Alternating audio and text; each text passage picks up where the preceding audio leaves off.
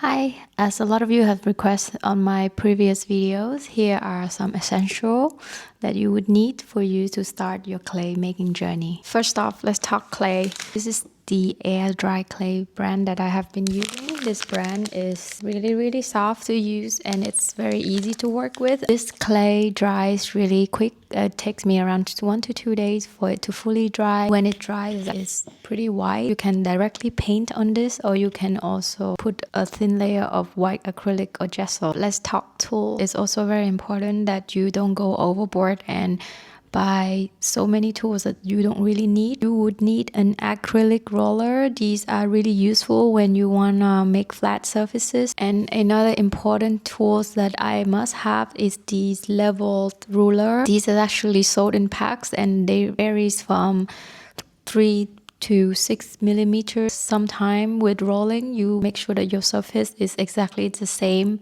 thickness. I think this is super useful are these very thin metal sheets that I use as a cutter. Sometimes you can also use a string for cutting your clay, but I found this actually useful because I'm working on much smaller pieces. For cutting and scoring on clay, I also use a pointing tools like this. This is really helpful when you want to draw an outline of the clay before you cut them, just for a guideline.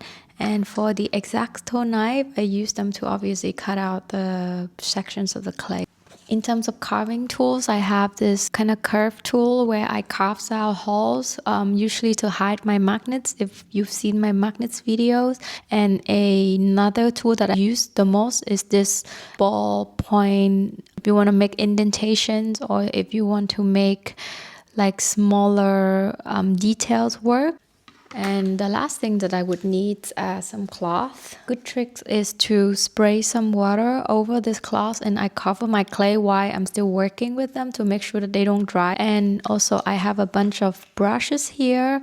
I use this to either smooth the edges down with water just to make my clay a little bit smoother. And I totally forgot, this is also another tool that I use a lot. This has a silicone head from both sides and I can use this to smooth out clay. It's really helpful when your fingers is really big for the sections and you can use these edges to really smooth out the clay.